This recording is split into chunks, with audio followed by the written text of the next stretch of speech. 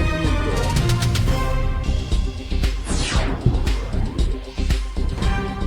Hechos y acontecimientos que hacen noticia.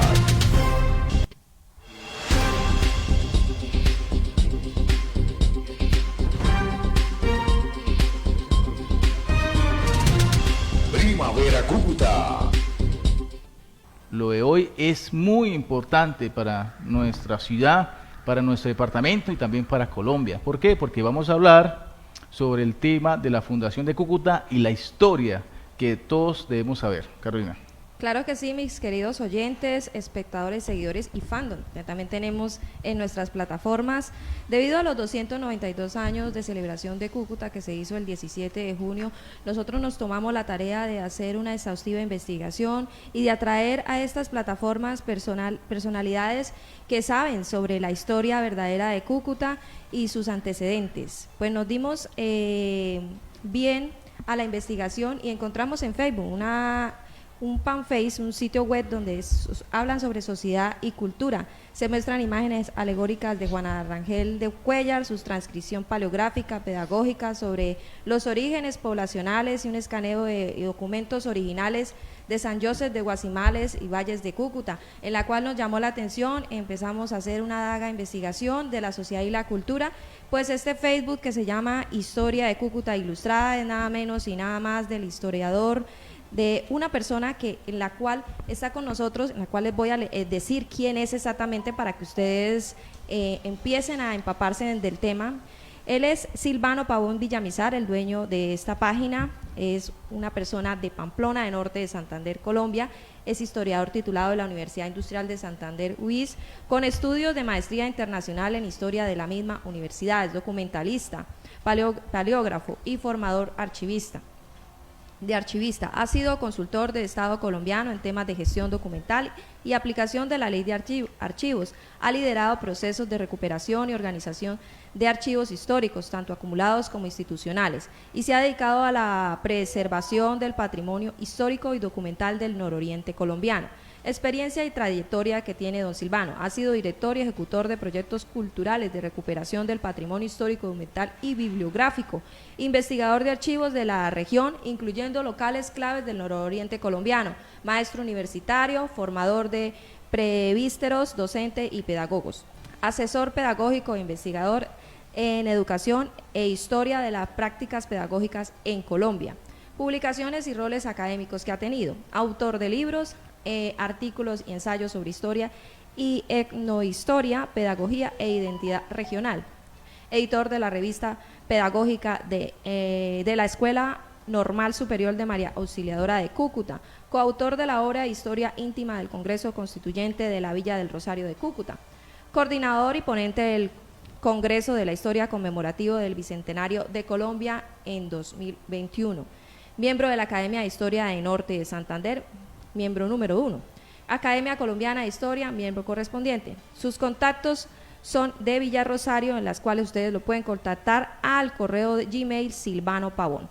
Él está aquí con nosotros y bueno, ingresamos entrando con las primeras preguntas sobre la historia de Cúcuta. Primero vamos a mostrar el libro que tenemos en vivo y en directo y en pantalla sobre la historia de Cúcuta, la verdadera historia de Cúcuta, que ustedes ya pueden encontrar y darse cuenta a través de estas imágenes.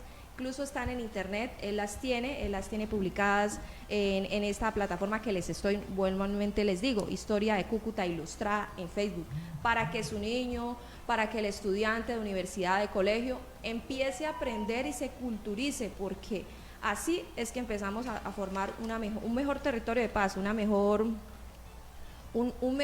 como quien dice, un mejor progreso, porque si nosotros no nos educamos de la manera correcta, nosotros vamos a generar violencia. Entonces la idea es que empecemos a conocer en el lugar donde vivimos, donde estamos parados prácticamente. Entonces esto es prácticamente algo muy importante para que todas las personas se empiecen a enterar y a ilustrar y a conocer sobre el lugar de donde vienen, de dónde provienen y por qué estamos aquí.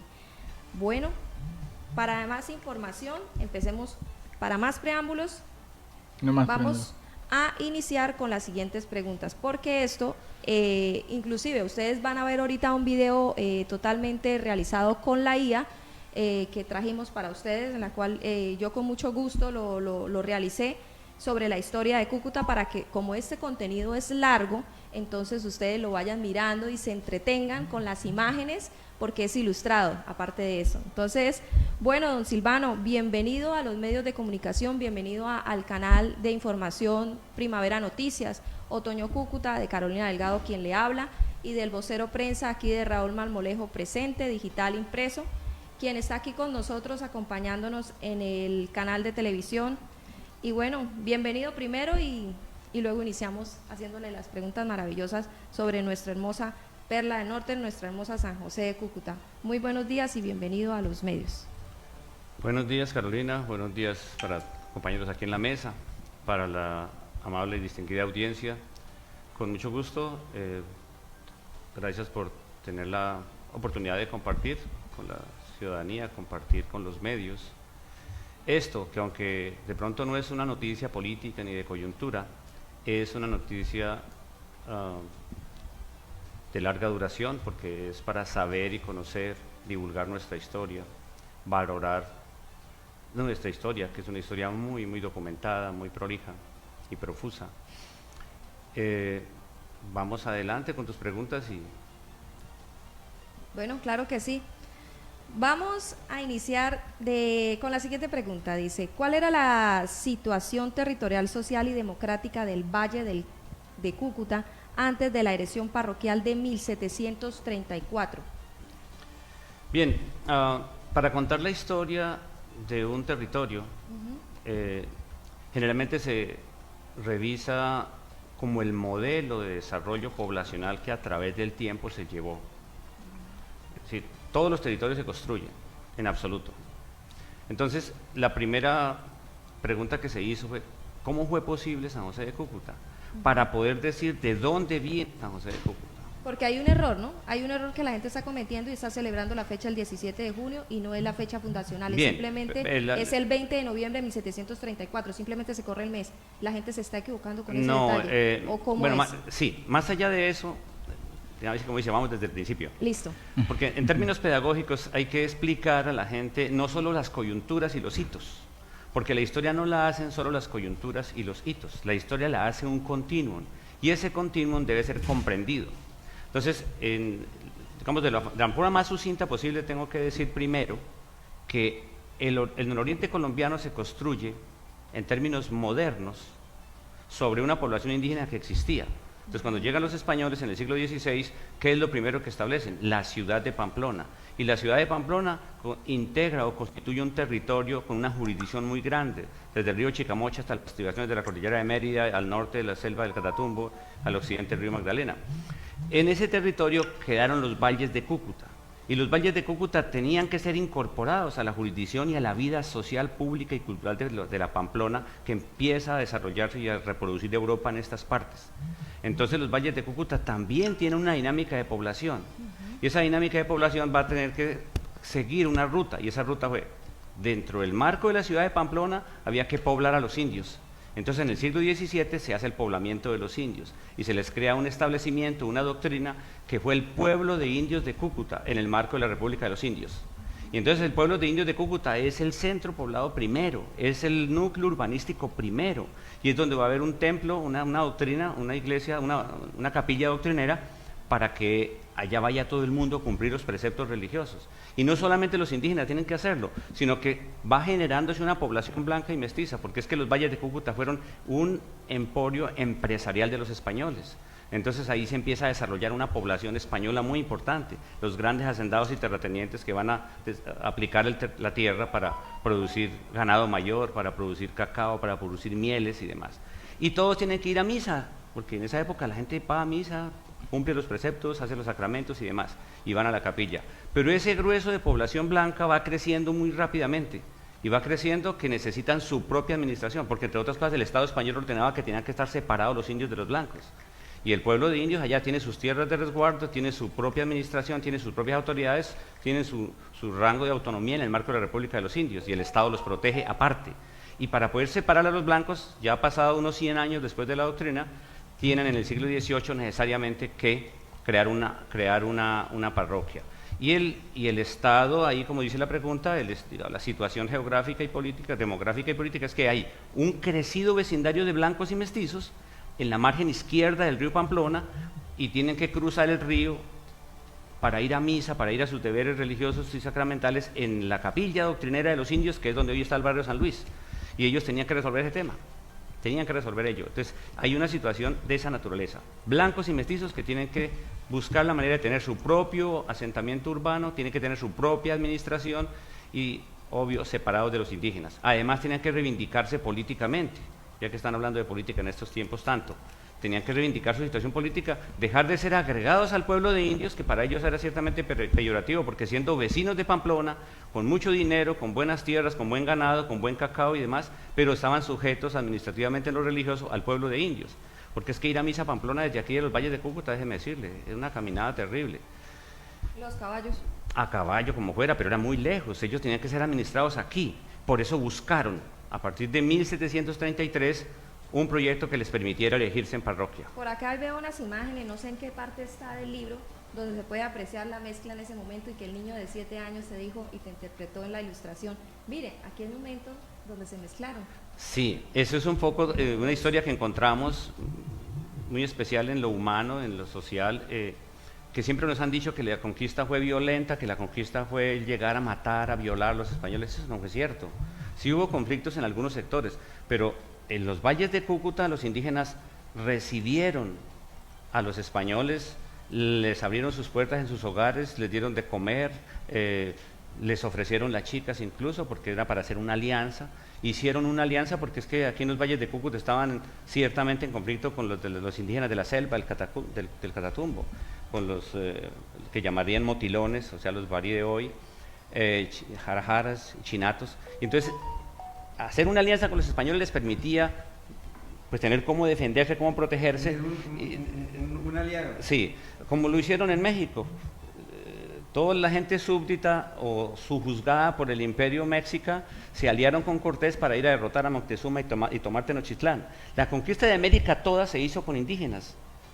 O sea, sin los indígenas no hubiera sido posible la conquista. Exacto. ¿Por qué nadie habla de que Cúcuta No, porque porque el mito fundacional pone la romántica idea de que los españoles fueron unos criminales que llegaron aquí a avasallar y a conquistar y a matar. No, la conquista sin los indígenas no hubiera sido posible. Aquí nomás, en Colombia, los pijados los exterminaron. ¿Pero eran indígenas traidores de la tierra o...? Bueno, traidores es mucho decir, es un término que sale de contexto. Vea, los indígenas, esto no es el paraíso.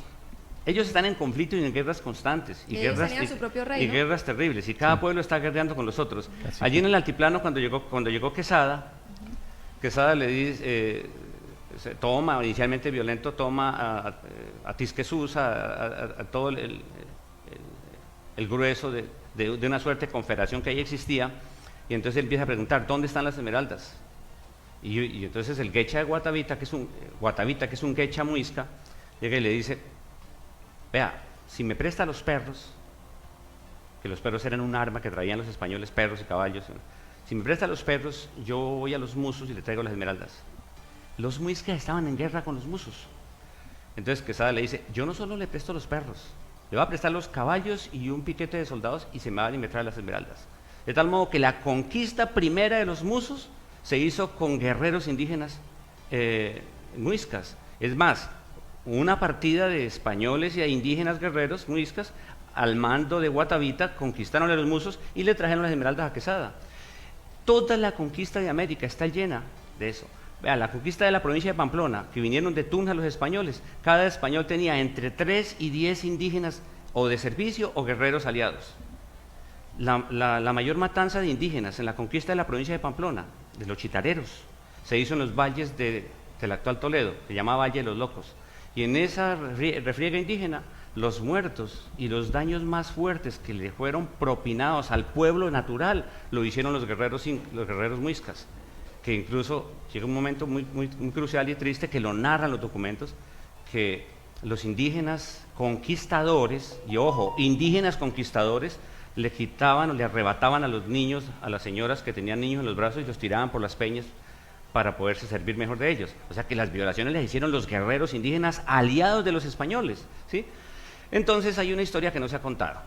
El caso de los valles de Cúcuta, que es la que nos toca hoy, esa es muy hermosa porque en realidad no hubo ninguna matanza, no hubo ninguna refriega indígena, aquí no hubo tales guerras indias, todo eso de la cacica Zulima, el cacique Guaymaral, que el cacique Cínera y que los grandes guerreros combatientes dirigidos por Zulima, eso no pasó, Ay, no, eso no existió, eso es literatura y eso es lo más rico que hay que valorar ahora, que hay una parte que es narrativa literaria y que los maestros de literatura tendrán que asumir y trabajarla con los niños porque es la riqueza, la tradición literaria y la tradición oral de los pueblos.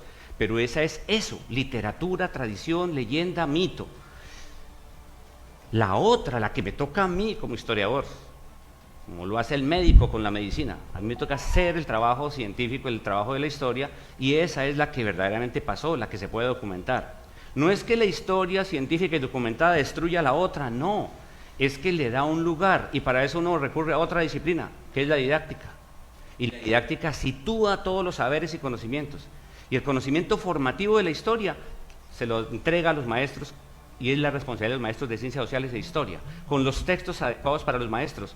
Pero la parte literaria, que es bellísima, que es con la que yo animo a los niños a leer, que es con la que enseño la lengua castellana y la lectura, la lengua española y la lectura, invito a leer a los niños y sugestión a los niños para que lean, esa la hago con esas leyendas. Entonces ahí sí saco a Zulima, Cacique Guaymaral, todo eso. Pero ellos no son personajes reales, eso no existió, eso fue una literatura creada. Por cierto, la redactó un señor mayor, Belisario Matos Hurtado, por allá en 1905, tomándose unos aguardientes en la cafetería La Favorita en Pamplona.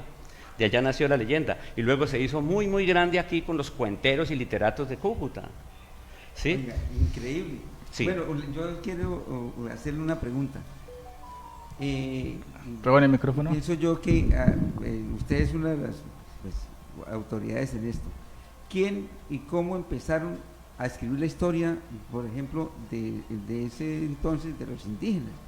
¿Quién estaba dado para eso? ¿Había un escribano? ¿Qué sé yo? No sé si el escribano era para escribir esas historias, sí, o para hacer algo de la administración. A ver, la conquista, la llamada conquista, el encuentro de estos dos mundos, ¿cómo es que los europeos se ocupan América toda? El caso español, precisamente, ellos tienen una institución que se llama la Crónica de Indias. Y la Crónica de Indias, que es casi todas las huestes traen un cronista, y unos muy, muy buenos. El de aquí para este territorio se llama Don Pedro de Aguado, el Fray Pedro de Aguado, todos eran religiosos. Hay otro que llama Fray Pedro Simón, hay otro que llama Juan de Castellanos, hay un grupo extraordinario de cronistas, pero ellos mezclaron entre literatura, crónica, narrativa. Los historiadores tenemos que hacer una crítica muy profunda a lo que ellos escribieron, porque no todo lo que se escribió es tan cierto, porque mucha cosa fue hiperbolizada para justificar la conquista. Pusieron grandes combatientes indígenas, fue muy grandilocuente en algunos casos, pero hay mucha otra documentación, que es la que nos toca a los historiadores. Entonces hay relaciones de méritos y servicios de los españoles, entonces hay los relatos de las campañas, entonces hay juicios de residencia, entonces hay visitas del Estado, entonces hay visitas eclesiásticas, entonces hay una gama extraordinaria de documentación, y está en el Archivo General de la Nación en Colombia.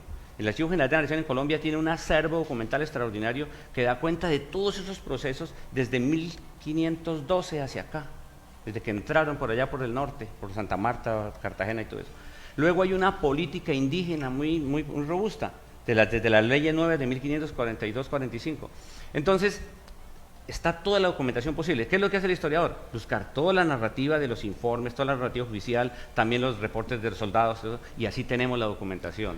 ¿Por qué aquí en América Latina, y más que todos los sectores progresistas o izquierda, se habla de una matanza, se habla de un exterminio de la población indígena aquí en nuestro continente?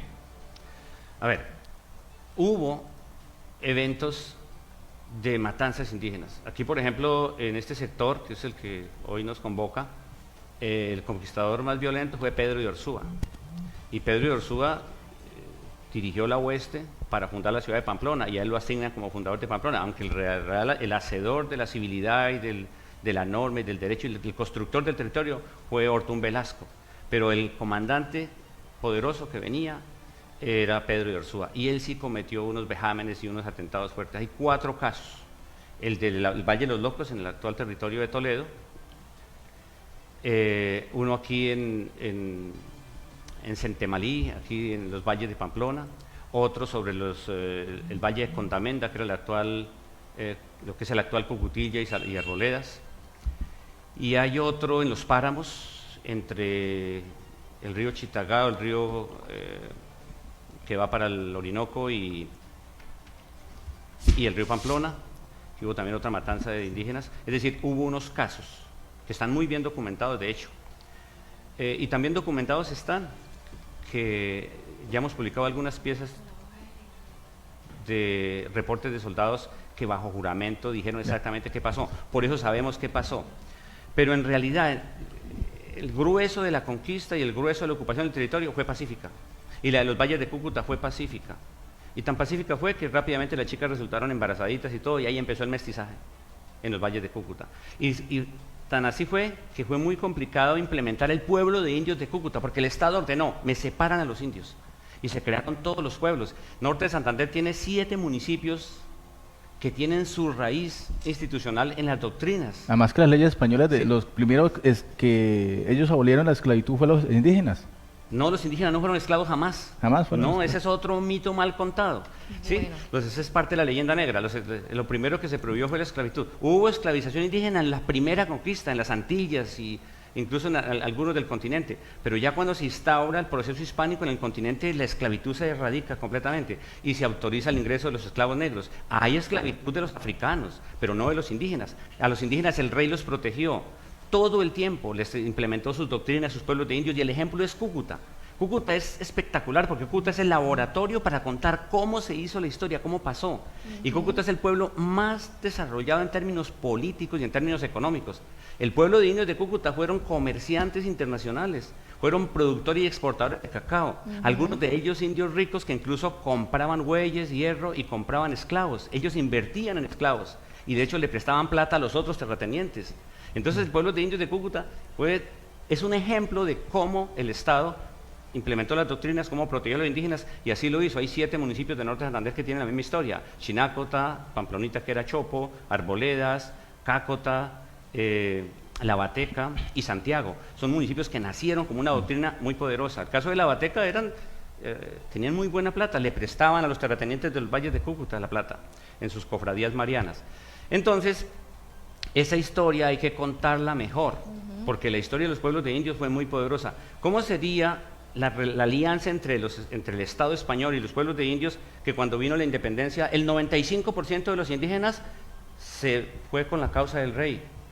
La independencia no se hizo para los indígenas, ni por los indígenas, como han dicho en estos días por ahí, que Bolívar peleó y la causa de Bolívar fue por los indígenas. Todo lo contrario, los criollos odiaban a los indios y los indígenas pelearon por el rey. Tanto que el ejército de Colombia terminó masacrando a los pastuzos en 1822. La matanza de los pastuzos, que fue por orden de Bolívar, que el ejército de Colombia va y la hace, era porque los indígenas no se quisieron, ni los pastuzos blancos, ni los indígenas, o sea, ni los pastuzos ni los pastos, se quisieron someter a la República de Colombia, y tocó a la fuerza. Hubo una masacre espantosa que se hizo en 1822 en diciembre.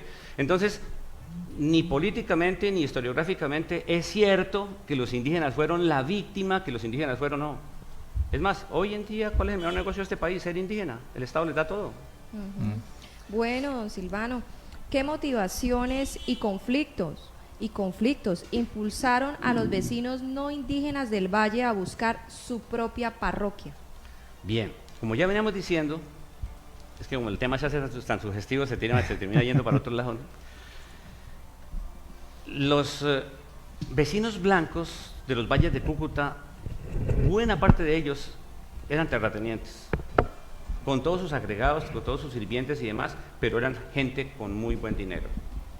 Claro, eso no indica que también hubiera campesinos humildes, servidores y gente pobre, pero la mayoría tenían con qué. Y ellos tenían dificultades con los indígenas, porque había que ir a misa allá, había que pasar el río venía muy crecido en época de lluvias, había conflictos con los indígenas porque cuando llegaban las señoras allá les soltaban los caballos, les soltaban las bestias y ellos quedaban a pie en ese solazo terrible. adentro del templo no les prestaban las bancas, las sillas, porque eran de las indígenas. Ellas eran las señoras de la capilla del templo.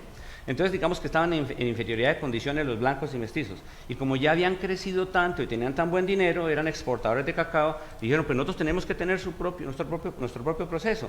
¿Y qué modelo poblacional y qué modelo institucional tenían ellos? La parroquia. Entonces, ¿qué hacen? Presentar el proyecto. Se reúnen todos y hacen un esfuerzo extraordinario por eso. Y ahí es donde aparecen todos los vecinos primero, cubriendo los requisitos que hay que cubrir y cada uno hacer lo suyo.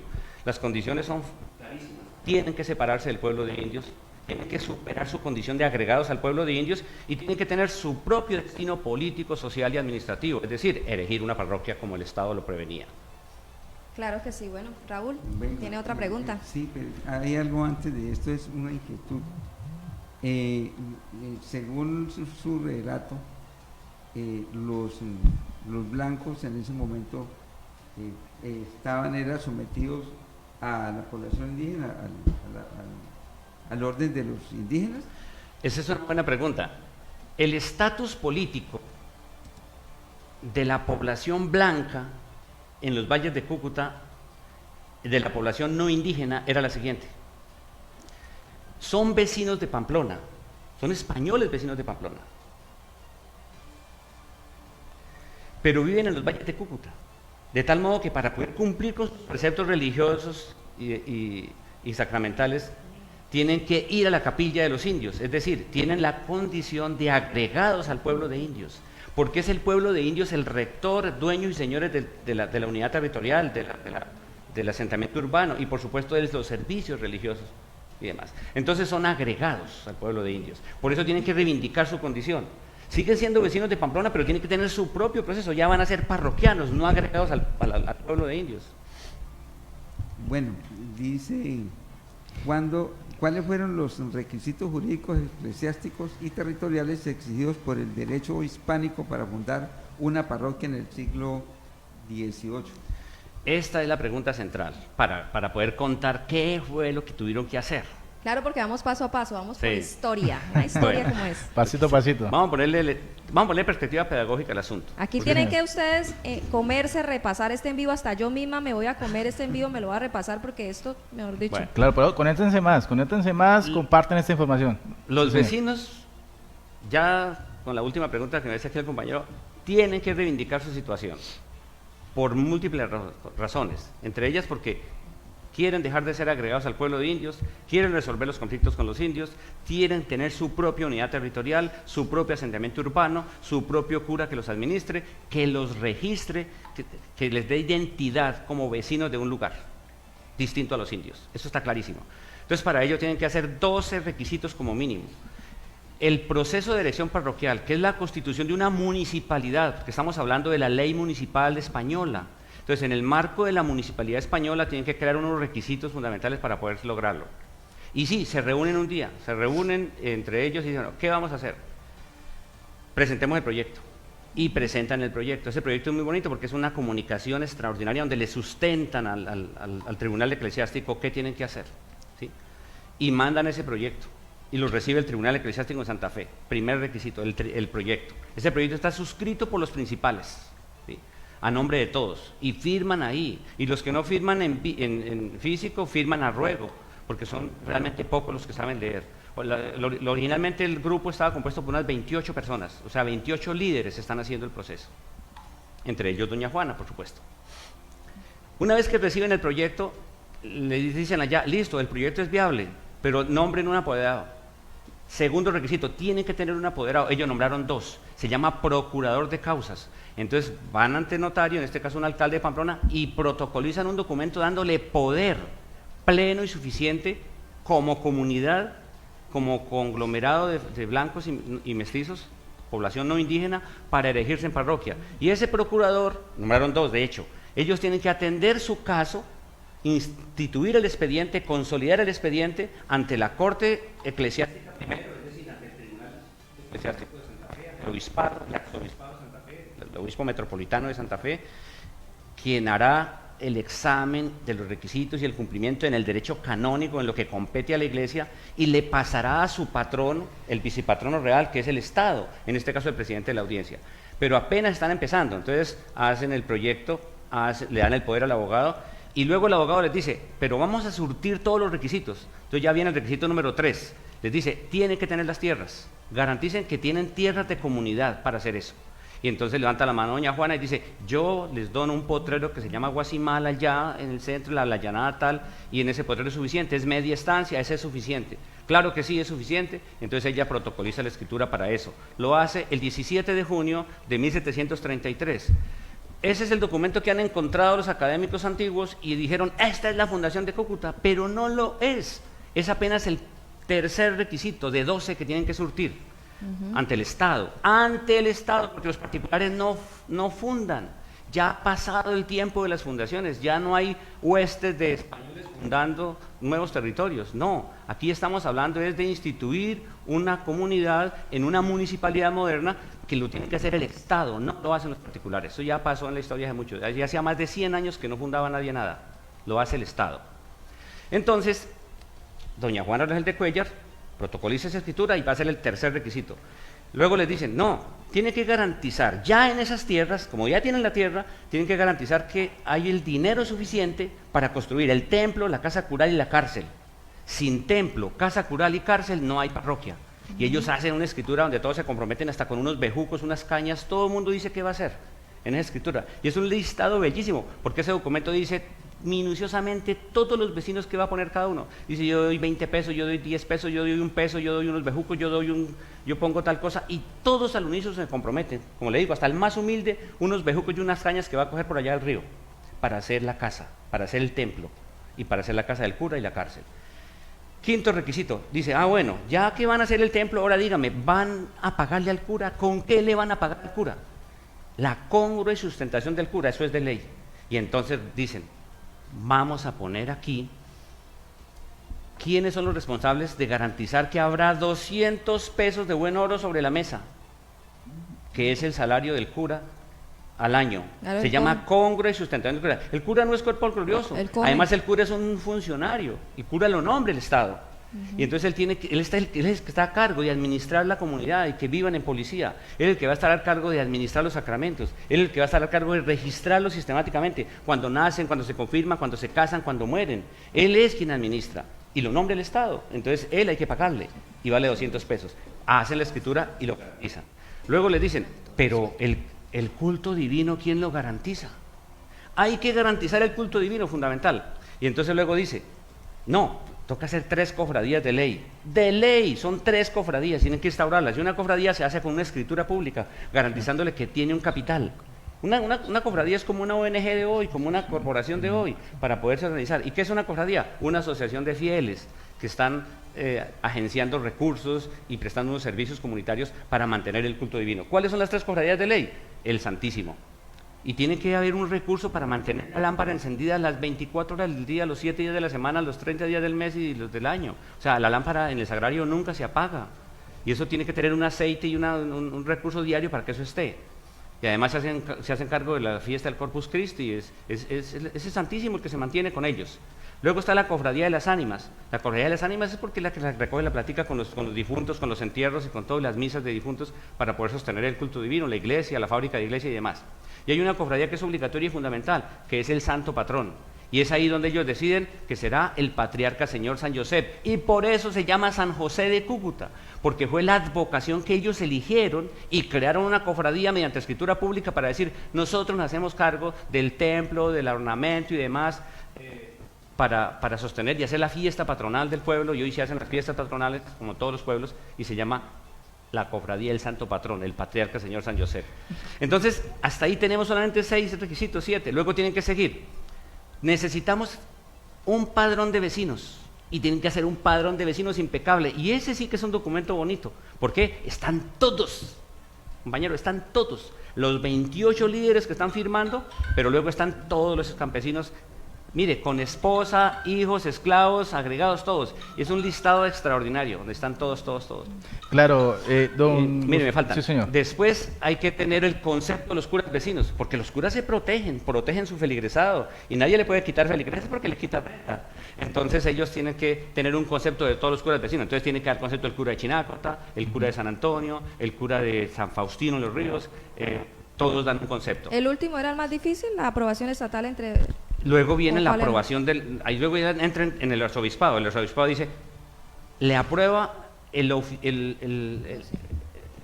¿cómo se llama? El cargo más importante después del obispo.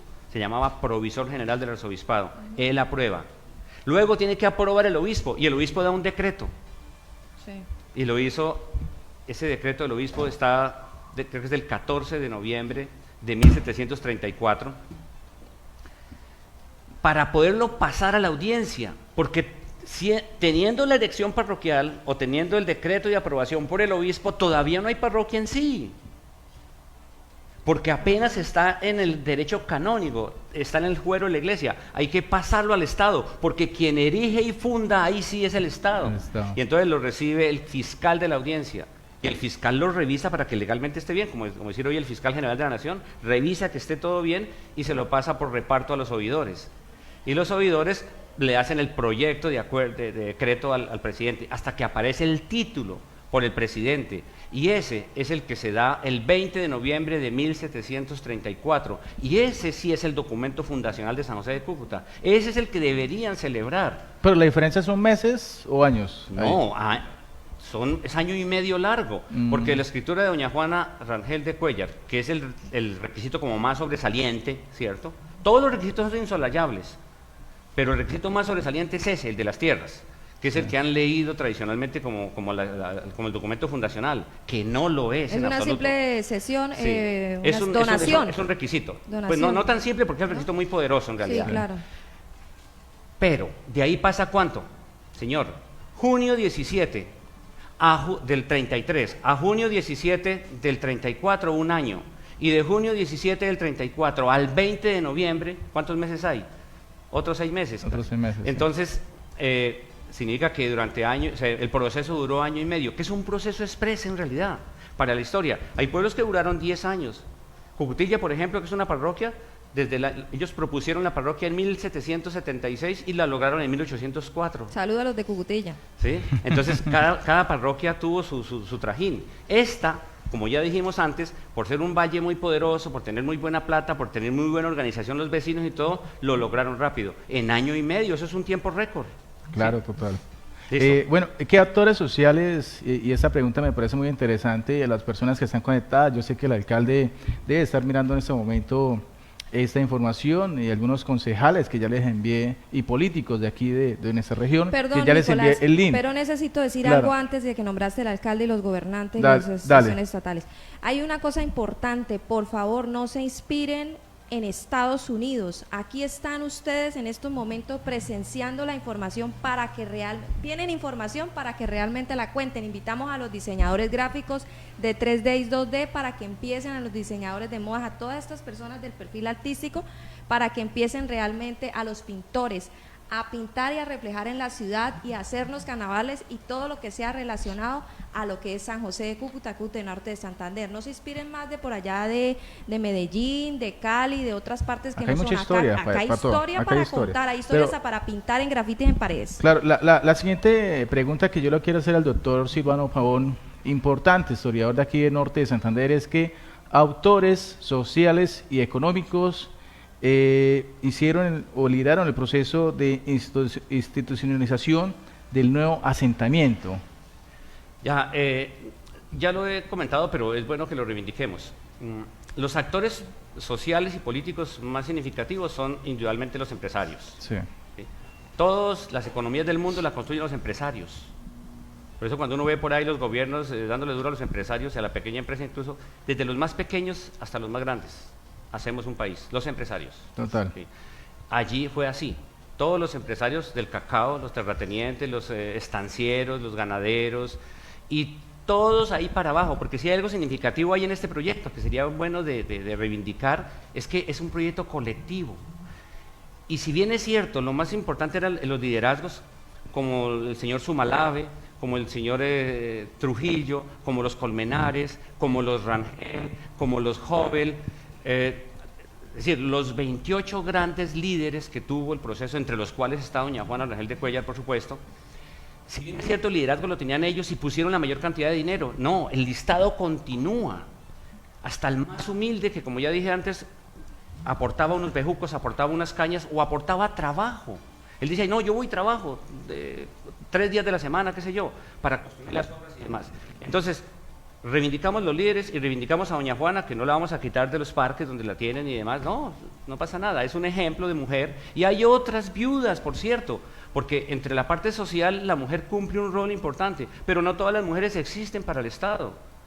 En esa época, estamos hablando del siglo XVIII, estamos hablando de un momento histórico pues muy distinto al nuestro, estamos hablando de un modelo de municipalidad distinto. Y era parte del imperio. Era la parroquia, la municipalidad. Y el tiempo era parte del imperio. Claro, un español de Pamplona, de Indias, era tan español como un español de Pamplona, de Navarra. Nosotros no fuimos colonia, fuimos un imperio en el marco de un estado muy, muy grande que era el Estado español. Y todos éramos España, todos eran España en ese momento. Por eso los indígenas fueran protegidos por el rey y por eso los indígenas pelearon por el rey en el problema de la independencia. Es que el mito fundacional distorsionó mucho la historia porque se contó con la propaganda. Es como qué tal que la historia dentro de 10 años, la historia de esta década dentro de 10 años la cuenten con lo que dice el Facebook o lo que dice el X o el Twitter. Sería un desastre porque ahí lo que hay es basura. Los historiadores tenemos que seleccionar los documentos, seleccionar las fuentes adecuadas. Bueno, entonces veamos, toda esta gente participa en el proceso. ¿Sí? Entonces, podríamos decir, es un ejemplo de la historia, cómo la comunidad toda, grandes y chicos, sacan adelante un proyecto para instituirse como municipalidad, para instituirse como parroquia, y lo hicieron. Y tan exitosos y bollantes que poquitos años después, ¿cuántos? 60 años después se convierten en villa, se independizan de Pamplona totalmente, con gobierno propio, y por eso viene la muy noble y leal y valerosa villa de San José de Cúcuta de 1792, posesional en el 93, que más adelantico, si hay tiempo, les cuento por qué se llama valerosa. Pero creo que, o sea, era el único imperio, más preciso, el español, que tenía virreinatos, porque el resto eran colonias. Inglaterra eran colonias. Ah, los ingleses tenían colonias, los franceses tenían colonias, todos los demás tenían colonias. Ellos tenían virreinatos, porque todo era un imperio con diferentes reinos. Y cada reino tenía su virreinato, pues cada virreinato tenía su virrey o su presidente de la audiencia, y había audiencias separadas. Había un juego de autonomías increíbles, autonomías que por cierto no han vuelto, ¿no? Cada ciudad era autónoma, serían tan autónomas las ciudades. Pamplona era súper autónoma, tenía sus propias medidas agrarias, tenía su propio control de pesos y medidas, y las municipalidades todas eran en un alto grado de autonomía. El pueblo de indios era sumamente autónomo. A mí me gustaría contar en esencia cómo funcionaba el pueblo de indios. Tenían su rey, ¿no? Tenían su... ¿Los indígenas? Sí, no. Caciques, ellos son caciques. Son los caciques. Tenían su cacique mayor. Sí, eso es su cacique mayor. Su cacique mayor. Tenían su renta, su plata, el cacique controlaba con una llavecita con el cura y el corregidor de naturales las rentas de comunidad. O sea, no existía seguro social ni ninguna nada de esas, pero tenían ellos impecable el control para atender a los enfermos, atender las viudas, atender los desposeídos, atender los funerales. Todo corría por parte de la caja comunal. Nadie sufría nada. Vea, voy a meter algo aquí que no es del tema de hoy, pero les voy a decir una cosa. La independencia fue el desastre para los indígenas. La independencia destruyó los pueblos de indios. La independencia les quitó los resguardos. Hay unos ejemplos tristes. El pueblo de indios de Chopo, hoy es Pamplonita. Sí. Manuel Ancísar los encontró 30 añitos después de la independencia. ¿Dónde los encontró? Arriba, por allá, una vereda, orilladitos pobres, patirrajados la pata al piso, porque lo perdieron todo con la independencia. Cuando eran autónomos, tenían sus rentas, tenían su plata y demás. Esa historia no la cuenta mucho la historia tradicional, pero ahora a los historiadores nos toca contarla como pasó. Y eso muchos van a decir, no, eso no fue así, ¿qué tal? Que los españoles vinieron a violar, a matar. No, eso no fue tan cierto. La historia tiene su más y su menos, y hay que contarla en términos comprensivos, que es el esfuerzo que estamos haciendo ahora, y en eso juegan un papel muy importante los medios. No, el tema de los indios, de los caciques. Le podemos hacer un programita después. Un video o... Sí, le hacemos un programita después. Hacemos un programita y también puedes hacer un video y nosotros lo replicamos. Bueno, ahora sí continúe con doña Juana para ir cerrando. Bueno, ya que el 5 dice, claro. Dice, ¿por qué se considera el 20 de noviembre de 1734 como la fecha oficial de fundación de San José de Cúcuta? Esa digamos que podría ser la pregunta más dura para hoy, porque el 20 de noviembre es cuando se promulga el documento fundacional. Antes no hay documento fundacional, sencillamente por eso. Porque es el Estado el que funda, crea, en este caso se erige la parroquia. El decreto de aprobación, erección y titulación de la parroquia lo hace el presidente de la audiencia. Y hay algo muy chévere con ese documento, porque él coge el documento, coge todo el expediente y lo sintetiza. Él dice, en tal día hicimos esto, en tal día hicimos esto, en tal día hicimos esto, y firma al final diciendo, hasta aquí, queda listo. Porque él dice, se aprobó por el obispo, se aprobó por la audiencia, lo apruebo en mi condición de presidente de la audiencia, nombro el cura que propusieron los vecinos y firma. Entonces eso es un documento bellísimo porque está integrado, el acto administrativo está integrado por 3, 4 piezas y él le va poniendo la fecha de cada una de las actuaciones y firma al final el 20 de noviembre diciendo, está hecho. El Estado es quien erige, el Estado es quien titula, el Estado es el que crea las municipalidades. Entonces no es doña Juana, qué pena, doña Juana fue una de las grandes líderes que reivindicaremos en las plazas públicas como una mujer valerosa, visionaria, como dice el himno, que hizo un aporte extraordinario, pero no es ella la fundadora única, son todos, y no es ese documento, el de doña Juana, el documento fundacional de la ciudad. Eso es lo que hay que comprender. Bueno, Raulito. Bueno, ¿qué importancia tuvo la escritura de donación de tierras firmada por doña Juana Rangel en junio de 1733? Tenemos que reconocer, para no, herir susceptibilidades por el amor a doña Juana, que fue, digamos, el requisito más importante, si usted quiere. Aunque en realidad todos los requisitos son importantes porque sin uno de ellos no se puede hacer la parroquia. Es decir, todos los requisitos son insoslayables, hay que cumplirlos. Pero ese es muy valioso porque son las tierras que ella dona para que ahí se asiente la parroquia. Ahí se va a trazar la retícula ortogonal que existía antes del terremoto, ¿sí? Que después se modificó con la nueva traza de Andrada. Y ella se convierte en una de las líderes más significativas. Sin embargo, reconociendo ese liderazgo y reconociendo que esa escritura es clave para continuar, porque sí, es el requisito número 3 y gracias a ese requisito pueden continuar, ¿sí? Porque luego dice, vamos a construir el templo, luego dice, vamos a conseguir la plata para el cura, vamos a garantizar la sustentación, la sostenibilidad del culto y la sostenibilidad del mismo templo con las cofradías, vamos a hacer lo que pide el expediente, es decir, los anima para que continúen y claro, sobre eso trabajan, pero es un requisito solamente, ¿cierto? Eso debe quedar claro. Bueno, ya estamos para finalizar el programa. La verdad nos hizo falta tiempo porque esto es bastante extenso y muy educativo. Esto nos compete a todos prácticamente. Sobre Sí, todo Raúl. apasionante. Mire, bueno, creo yo que a todas las personas nos gusta la historia, pero conocer nuestras raíces es lo más fundamental. Ahí nos da nos da un norte para dónde tenemos que ir. Pero antes de irnos yo quiero hacerle una pregunta sobre algo que se tiene aquí en Cúcuta. La batalla del 28 de febrero, ¿qué tan desierto es lo que se cuenta en esta historia, lo popular? Pues a ver, hay que hacerle un programa a ese hecho. Hay que hacerle un programa a ese Raúl, hecho, eso está indudablemente. para más. Increíble, Sí. ya con eso es suficiente. Mire, para nuestros televidentes, realmente sí, aquí no sé si su tiempo disponga y aquí nuestros compañeros, pero sí deberíamos de hacer por lo menos esto es cultura. Yo pienso que Karim Mustafa y muchas personalidades de la ciudad de Cúcuta deben llamar a este señor y decirle, Pienso lo mismo. venga y nos enseña y nos empapa un poco, porque hay muchos proyectos y muchas cosas que se están hablando de otras ciudades y se está mostrando gráficamente, visualmente, y están mostrando como un turismo supuestamente de la ciudad de Cúcuta, pero algo que no tiene un lineamiento ni una lógica de lo realmente que somos nosotros, ni de dónde venimos y por qué los monumentos y las estatuas y toda la historia y contando más la historia así. Entonces me parece que es importante de que no sigamos replicando la historia de una forma muy Pero ya lo hicimos, errónea. Carolina. El año pasado se hizo un programa muy bonito con la Alcaldía y la Secretaría de Cultura Sí, a través perfecto. del CTC para mostrar los monumentos, para mostrar, y entre otras cosas, fue muy bonito porque se formó un grupo de profesionales, como 40 profesionales que se formaron allá en el CTC. Yo lo hice, apoyé ese proceso. Y después los recorridos que ellos hicieron llevaban a los estudiantes y los maestros a ver eso. Logramos que se hicieran cosas bonitas, como revisar la historia de cada uno de esos monumentos, como revisar la historia de los... Porque entre otras era diferenciar qué es un bien patrimonial, un monumento BIC, que es un bien de interés cultural, como el Complejo Cultural Virgilio Pérez Ferrero, como la Quinta Teresa, como la Quinta Cogollo, o sea, las diferentes, o la misma cuadrícula histórica de Cúcuta.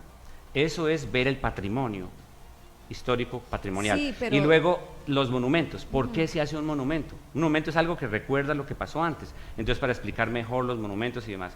Pero eso, como tú dices, sí Pero hay es que yo hablo continuarlo. de los proyectos, por ejemplo, ahorita Hay que está lo del continuarlo. American Fest y esas cuestiones, y uno va a ver carros de exportación, va a ver actividades y cuestiones diferentes, hasta comida, cosas que no tienen nada que ver. Uno va al eje cafetero, al parque, y uno se da cuenta que ya está el café, varias cosas, todo alusivo al lugar, A la región. a la región. Entonces, el turismo y todo eso, la gente va es con el top of mind, la Van y se recordación mental culturizan. de lo que y compran, que el café, que compran Eso que es la cultura de Estados artesanía, todo Unidos, eso. que le Entonces, traen para acá. entonces, Pero, o sea, cada- los proyectos a unos les de gusta, a otros no, actividad- ¿no? Bueno, el comer- el comer- Cúcuta empezando, que es pero- Cúcuta empezando, de que Cúcuta no es comercial. tiene, Cúcuta Sí, que no comercial. tiene uno donde ir a entretenerse. Entonces hacen un proyecto a gran escala, como el proyecto del American Fest. No quiere decir que esté mal, pero simplemente está mal enfocado, porque uno va a mirar es cosas de afuera, cosas que no tienen nada que ver con la identidad cucuteña. Sí tiene de pronto empresarios que van a ir a vender y ofrecer sus productos, pero realmente es como una fiesta, una feria, hay una cuestión que se vende diferentes cosas, pero no de lo que estamos hablando acá, de lo que es la cultura. Entonces, que todo sea enfocado a lo que es la historia de lo que nos estamos hablando acá, a eso me refiero. Bueno, estos son los giros de la historia, pero Cúcuta sí, le voy a decir lo último, si se alcanza. Colombia, después de creada y reconocida por la comunidad internacional, quien la hace visible ante el mundo son los valles de Cúcuta. Es por Cúcuta que sale el café, es por Cúcuta que se conecta al mundo la naciente república. Entonces, Cúcuta siempre fue muy cosmopolita, siempre aquí la reconstruyeron los extranjeros prácticamente, es decir, esa impronta está, y tal vez ahora lo que están es como reivindicando ese horizonte mismo. O sea, Cúcuta sí ha tenido esa tradición, una apertura al mundo extraordinaria. Entonces, Y- eso lo y- debemos y contar a muchas través de cosas, los y eventos. muchas cosas llegaron a Colombia por esta vía. Claro que Entonces, sí. hay que jugarle a ambas cosas, reivindiquemos nuestra historia, pero también estemos de frente al mundo. Claro, exactamente. En este momento estamos de frente al mundo y creo que el American Fest pues trae un poquito de Es la eso. cultura estadounidense. Eso lo he hecho Eso toda la es. vida. Todo eso debemos Pero bueno, se nos contarlo. acaba el tiempo, Listo. Carolina. Listo. Muchas gracias, Carolina. Bueno, Silvano. gracias a Muchas ustedes. gracias. A ustedes, Un saludo realmente, especial a todos los oyentes. Nada, Silvano. Señor. Ya, sí, señor. Un saludo muy especial a todos los oyentes y sí, recojo las palabras de Carolina, hay que leer. Otro que me gustaría decir es, hay que revisar las conmemoraciones. Y a través de las conmemoraciones también se enseña muchísimo la historia y demás. A Cúcuta la construimos todos. Gracias, don Silvano Pavón. Gracias, Carolina. Don Raúl, que quiere hablar a rato. Sí, sí, no, tengo una curiosidad. Tengo entendido que usted es un asiduo lector. ¿Cuántos libros se lee al mes? Pues en mi mesa de noche hay, o en mi escritorio, 3, 4 libros. La tarea es muy dura porque ahora casi toca todo digital, pero no es porque yo sea lector porque sí, es que mis condiciones de existencia me lo exigen. Yo tengo que leer muchísimo una perspectiva cualquiera que vaya a atender en la historia, además de documentos, porque es que mis lecturas recaen sobre documentos originales, tengo que encontrarlos, tengo que contextualizarlos, tengo que teorizarlos y elaborar unos enunciados eminentemente disciplinares. Quiero contarle, la historia no tiene partido político, uno no escribe para un partido, uno no escribe para nadie, uno escribe para una perspectiva académica y científica en un compromiso social, cultural y epistémico. Entonces el reto es muy poderoso y sí, Son muchas horas que toca. Gracias, don Raúl, se nos acabó el tiempo. Gracias, no, realmente aquí nos vamos a estar todo el resto de semana. Muchas gracias a todos, un saludo, que Dios los bendiga a todos. Carolina. Bendiciones para todos, conéctense, vean el en vivo y estudien y retroalimenten y hagan actividades relacionadas a Cúcuta, un consejo que les doy. Gracias a Cica Televisión, al Vocero Televisión y a toda la alianza informativa que tenemos en este momento, a Primavera Noticias, Otoño Cúcuta, que hacemos parte de esta alianza. Mil gracias, escuchamos historia el día de hoy, muy genial, muy enriquecedora, y pues analicen y aprendan. Todos ustedes, mil gracias, hasta luego.